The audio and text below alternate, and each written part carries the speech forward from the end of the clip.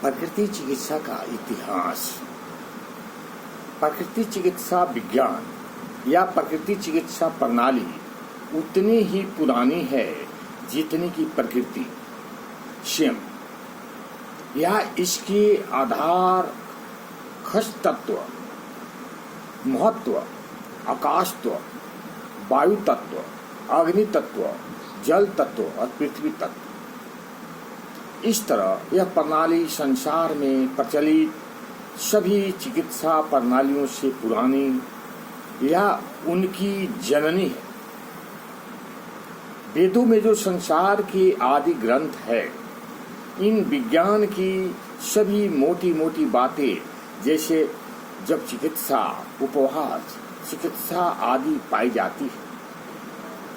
वेद काल के बाद पुरान काल में प्रकृति चिकित्सा पद्धति प्रचलित थी। राजा दिलीप दूध कलप एवं जंगल सेवन, राजा दशरथ की रानियों ने फल कलप, एक ही प्रकार का फल द्वारा संतान लाभ प्राप्त किया था। प्रारंभ में किसी भी प्रकार की औषधि चिकित्सा नहीं थी। उपवास के लोग अचूक चिकित्सा मानते थे और जब भी अस्वस्थ होते उपवास कर स्वस्थ हुआ करते थे। रावण काल से औषधि सेवन प्रारंभ होने का इतिहास मिलता है। रावण भोग विलासी मदिरा पान करने वाला होने के कारण उसे उपवास आदि प्रकृति चिकित्सा करने में कष्ट होता था। उसने वैद्यों को आदेश दिया कि कुछ ऐसी खोज की जाए कि अस्वस्थ होने पर लंघन इत्यादि किए बिना चिकित्सा हो जाए।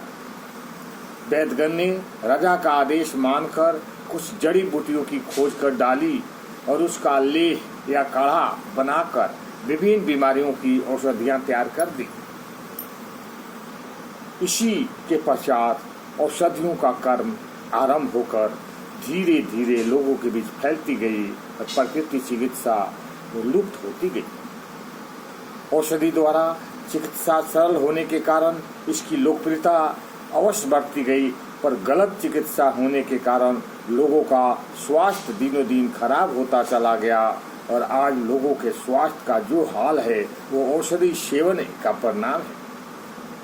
महाभाग्य नामक बौद्ध ग्रंथ में एक जगह लिखा है कि एक बार भगवान बुद्ध स्वास्थ्य नगरी से राजगिरी जाते समय कलंद निवाय नामक शंख में ठहरे हुए थे। वहाँ एक दिन बौद्ध भिक्षु को सांप ने काट लिया तो लोगों ने उसकी सूचना भगवान बुद्ध को दी।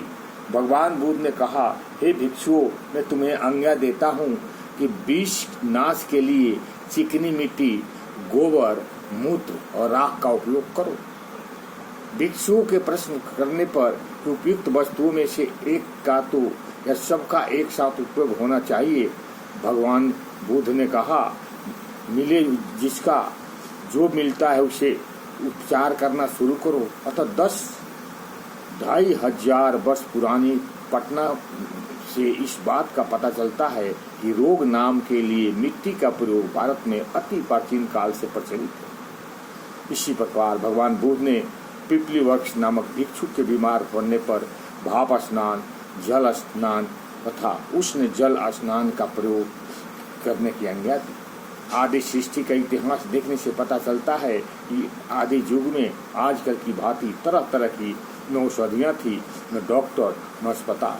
फिर भी आदमी आज की तरह अधिक सुखी होते थे और ज़्यादा लंबी लंबी उम्र तक जीते थे। अतः यह युग था जब लोग प्राकृतिक रूप से स्वस्थ रहते थे। आज की तरह उस समय लोग असमय में ही निर्बल नहीं होते थे। उनकी शारीरिक, मानसिक, आध्यात्मिक तीनों शक्तियाँ बलवान थी। ओम शांति, ओम शांति।